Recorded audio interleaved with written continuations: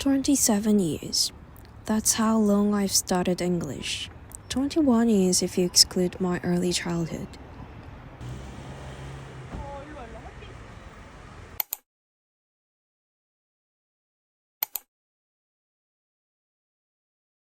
Most Koreans, I believe, can't escape the pressure of English.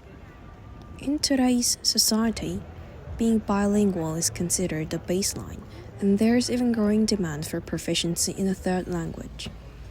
In Korea, being good at English is no longer a competitive edge. Of course, in a globalized world, English can still open many doors. It might give you a slightly better chance to connect with the best in any field across the globe.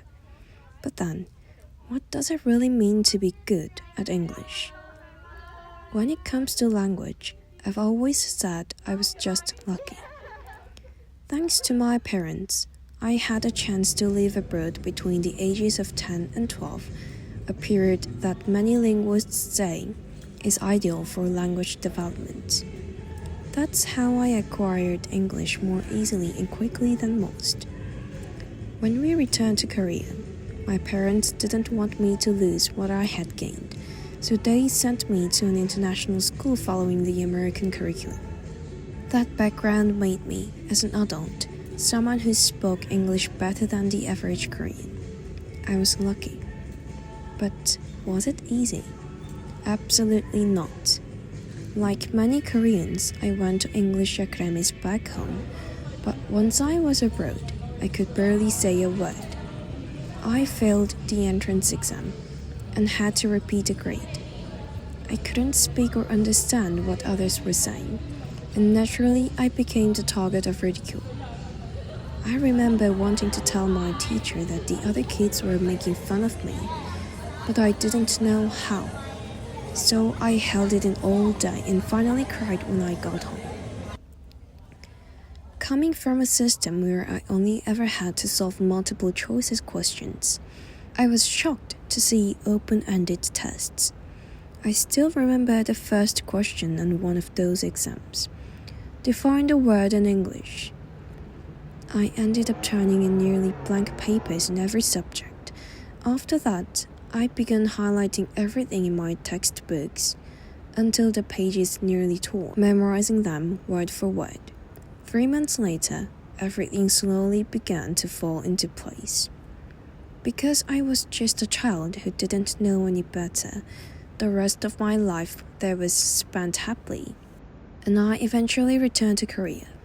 Back home, English classes in elementary school felt like a walk in the park. I later found out that my teachers were quite intimidated by me. But of course, things are never that simple. A new barrier emerged: British English versus American English. I had lived in India, which had been under British rule for a long time, so British English was the norm. Wait, isn't Indian English hard to understand? Yes, but aside from the accent, the foundation is British English. India still has a class system, and the kids who went to international schools were from the highest class. Families with drivers, cooks, and housekeepers. Their parents were often diplomats or military officers, and they had private tutors teaching them British English from a young age. Even the teachers at school spoke the same way. But Korea was a different story. American English is the standard in our education system. At school, the spelling of the words I thought I knew was different. I was completely thrown off. I hadn't even known there were two kinds of English. Had I been spelling everything wrong my whole life? When the teacher asked what football was in English, I answered football, only for my American teacher to correct me. No, it's soccer. After that confusing class, I went home and finally learned that British and American English are not the same. But ever since then, my English has become a bit of a jumble. Like many Koreans, English has remained a burden in one corner of my heart. When people hear that I lived abroad as a child and graduated from an international school, they often envy me for being good at English. Most companies that favor English speakers list native level fluency as a requirement. But I know the truth. To be like a native, you quite literally have to be one, to be born and raised in a country where English is your mother tongue. That's why I never say I'm fluent or I speak like a native. Still, when people hear about my background, they immediately assume I'm good at English. My high school, many of my classmates were true native speakers. Whenever I had to do something related to English, I always felt a sense of inadequacy. So I've only ever seen my English just as a small advantage. If I were to describe my English proficiency using test scores, the last one I took was about 4 years ago, IELTS 6.5 or a B2 level. I tried different things to push into the C range, but unless I stopped everything and studied English full-time for a year, the leap from my current level to native fluency seemed far greater than the jump from beginner to intermediate. And after high school, I used English far less, so over the years my skills have declined. Right now, I might be at the lowest point of my English fluency. I've always wanted to be confidently say, I'm good at English. But to me, language isn't something to conquer. It's a tool for connection. So the only real way to improve is to use it more. That's why I started producing content on YouTube in English. Living abroad again is part of that too. But lately, even though I can get by in day-to-day conversation without much trouble, I've started thinking that maybe I should actively study again. So I keep asking myself the same question.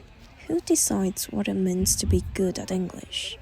Who decides what it means to be good at a language? Is it flawless grammar, perfect pronunciation, a high score on a test, a native speaker being impressed by your response? If the standout is always tied to societal expectations or systems, then language stops being a tool for me and becomes something I have to prove to others. Maybe that's why I've always shrunk in front of language. But I want to believe something different. For me, the true measure of language is how fully can I express myself in it. Even it's awkward, even if I trouble. Whether it's Korean, English, French, or Spanish, language is ultimately a choice, a reflection of how I want to connect with the world. Language is not a subject to be mastered, but a relationship to be nurtured. It's not something to conquer, but a bridge to reach others. Even now, I still hesitate to say I'm good at English, because I know I'm not a native speaker.